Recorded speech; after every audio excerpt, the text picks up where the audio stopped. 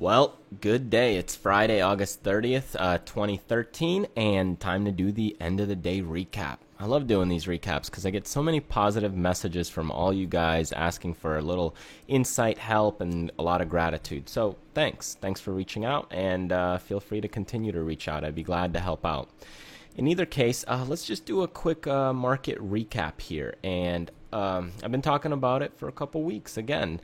Here we as far as the market goes today, didn't make it past this line again. We tried to make it past this resistance point. Let me zoom in here on this 10-minute chart over here for you. It pushed a couple times here throughout the day, and see the volatility right around this region was increasing towards that end of the day. We got the long weekend coming up, so volatility started to increase. People, closing out some positions. Also, we got the end of the month happening, and when it's the end of the month, what are we in now? The 30th, so 31st. So next month, basically, or the weekend when it starts, we'll be starting in the new month. So people are rotating out of their positions. It's very important to understand. The other thing is the new cycle is coming. Back to school happened, and people are back from summer vacation now.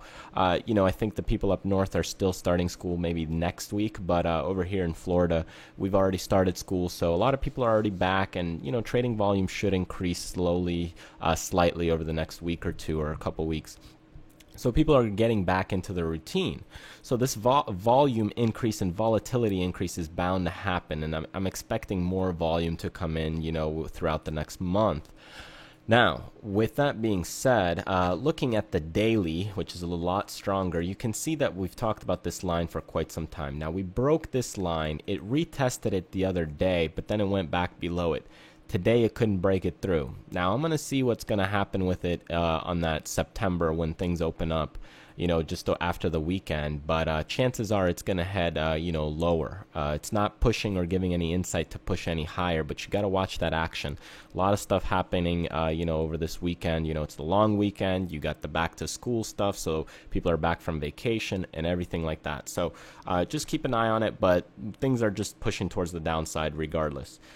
Looking at, what's happening, I talked about JCPenney. I mean, these stocks, this is what's happening. When volume breaks, these stocks break. JCPenney is not my favorite, but let's look at some of the big guys like Google. Talked about this line again. Look, it pushed it. It tried to do it yesterday. It couldn't do it. Tried to do it today. It couldn't do it. It's pushing lower again. Looking at the Apple is just stuck in this little range right here. So that's what it's doing. The volume was up after this break during the tweet that happened, but it's now stuck in this region. We'll see where it goes. It's a great day trader stock, but if you're in this market and you're doing stuff like you were long yesterday and now you're short today, it's not the way to go. The way to do stuff is take a look at this. I want to show you this TZA. If you're doing day trade, and these are the 3 times bear, so they move fast, really fast. And when you're looking at this and you're doing, let's say, a 5-minute day trade stuff, you look at the previous day. You're watching where that support and resistance levels are. So I'm zooming in here, right here. You see this line right there? Boom, broke out midday. Then if you missed it, you got second opportunity. I always tell people don't trade in the jungle if you're new. That's the jungle, that first 30 minutes.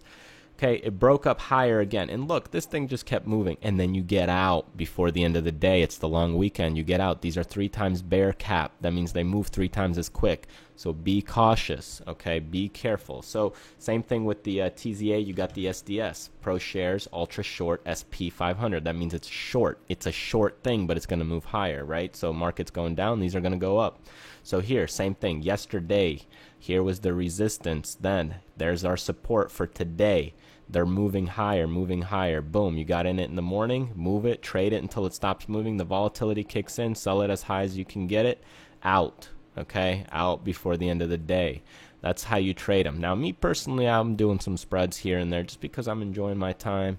I did fine this last couple weeks. So right now I'm working on some courses for some people as well. Some people requested that I make some more in-depth courses. So I'm working on that.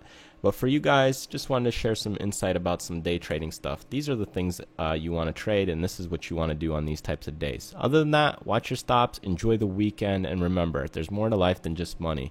Go out, do what you love, contribute to others, and live life abundantly. Thanks again.